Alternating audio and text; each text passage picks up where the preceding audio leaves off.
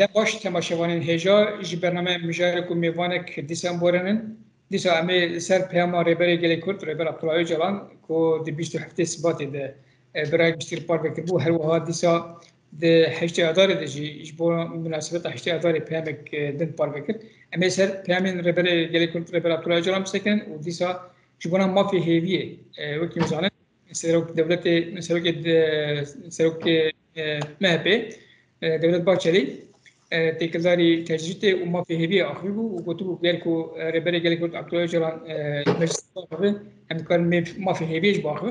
لی ربر عبدالله جلان گفتگو گرکو شرط مجلس بین آبکرن از آماده منکو امپرسکی که چهار سر بکن نه سبب مسئله امی باخته لگلمه پاریزر دهمان دمیده پاریزر ربری گلیکود ربر عبدالله جلان مر گنش لگلمه دنباش برز عمر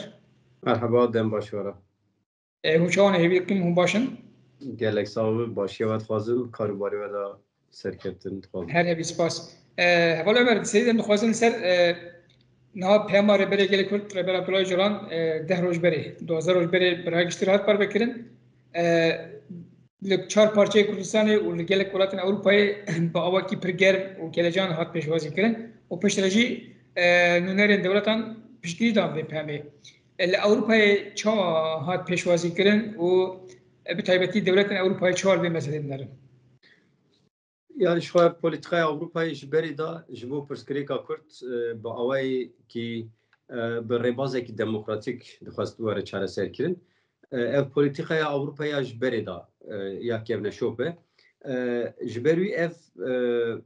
vegera rêya tevahî rêbaza demokratik li Avrupa'yê gelek baş tê dîtin ew rastiyekî ye. Li hêla din jî ev peyam